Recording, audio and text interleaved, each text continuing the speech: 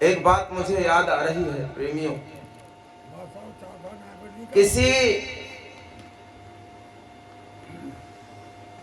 किसी की बेटी जवान हो गई शादी के लिए, उसने कहा अपनी बेटी को इतने सुख में घर में भेजूंगा मैं, कोई चीज की कमी ना हो, लड़का भी पूरा पढ़ा लिखा हो और ऐसा ना हो नौकरी न लगे तो खेत के आरू होए थोड़ा बहुत।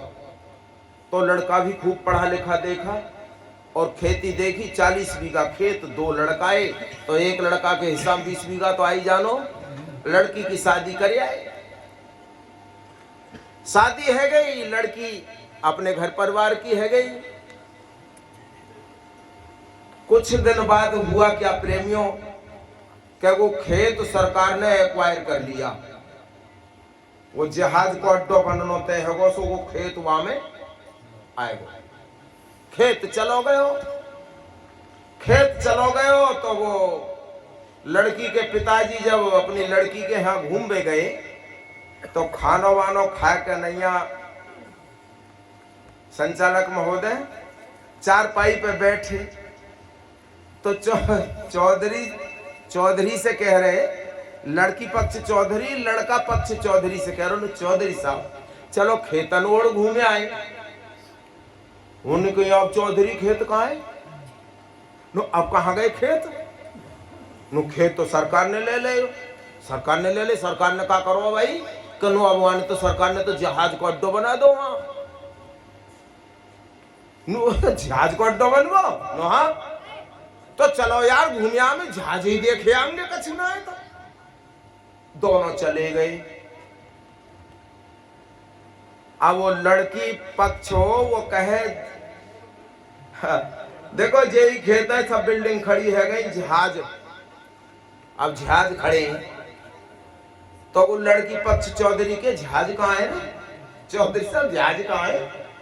हो रहा है ये जहाज राती के, तो चौधरी अंदर हो रहा है ये जहाज राती के। अरे मैं नौकू तो था जहाज कहाँ है? वान की यो जहाज ही है, वान को रो इतना बड़ो, क्योंकि वाने तो आसमान में ही उड़ते भाई देखे, तो आसमान में तो इतने इतने से दिखाई दे, वान की इतना सोई हो गो भाई का पतो ही के इतना बड़ो हुआ जहाज।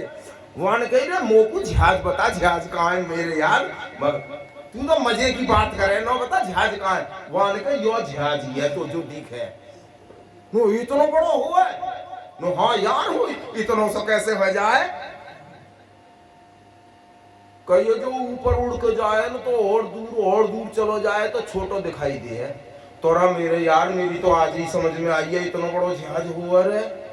सरकार तो यहाँ पे पेंट भी कराना चाहे तो मनियो पेंट लग जाए तो हुए वो। हमारी भी तो जैसी पागल है सारे सरकार, तो जैसी बेवकूफ है, तो जैसी पागल है सरकार। देख हो नुकर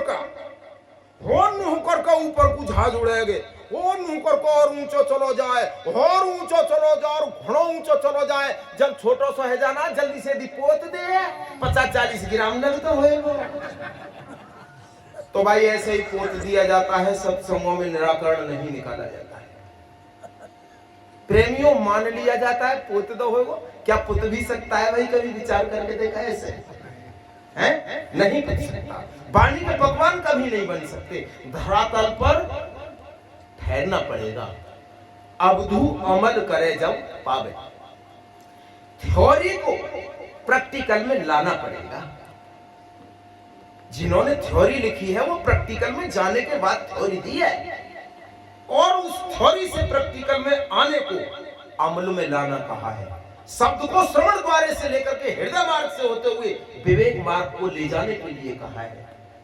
साहब ने जो कहा है अमल में लाने के लिए कहा है, उसको चरितार्थ करने के लिए कहा है कि जैसा तू बोल रहा है ऐसा बन भी जा भाई, इसको अमल में लाने के लिए कहा है। और भास अध्यास अनुमान कल्पना ये तो बिल्कुल पीछे रह जाती है। क्यों? क्योंकि जहां निरीक्षण परीक्षण विश्लेषण निष्कर्ष आ जाता है तो वहां भास अध्यास अनुमान कल्पना किसी कोने में टिकती नहीं है। जिस प्रकार दीपक के प्रकाश के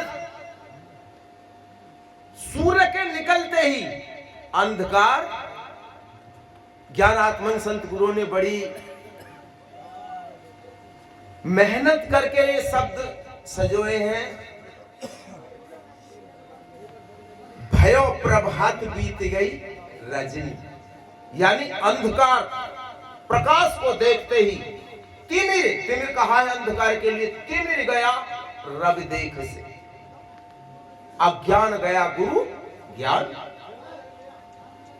लेकिन जो भास अध्यास अनुमान कल्पना में ही पूरे जीवन को गलवा देते हैं, आंख बंद कर कर कन्हैया, कान बंद बंद कर कर कन्हैया भजन करवा रहे हैं, ये गुरु ज्ञान नहीं है भाइयों।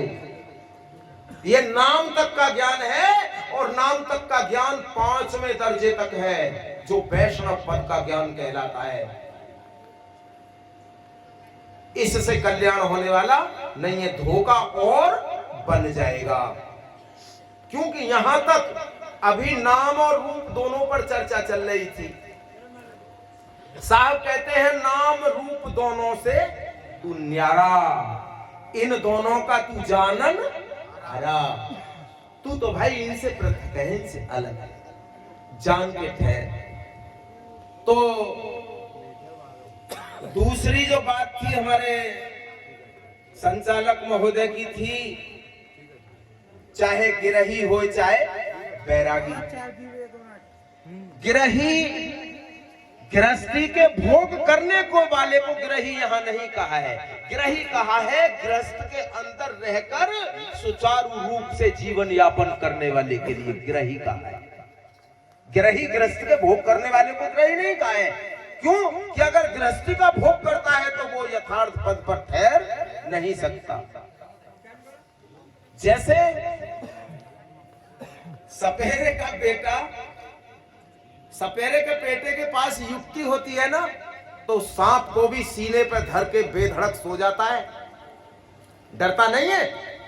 और जिसके पास युक्ति नहीं होती वो सीना पे रखवे की चले, अगर दूर दूर देख लोगो तो फुसकारते ही मर जाएगा। तो सपेरे का बेटा युक्ति के बल पर सांप को सीने पर रख के सो जाता है। प्रेमियों, युक्ति होती है कोई लखिया जो लखन लखावे, जो भोग में योग सिखावे। अच्छा, मेरी बात बहुत छोटी सी है वकील साहब, अब ऐसा है भाई आपको ज्ञान बड़ो है, विस्तार से समझा रहा हूं।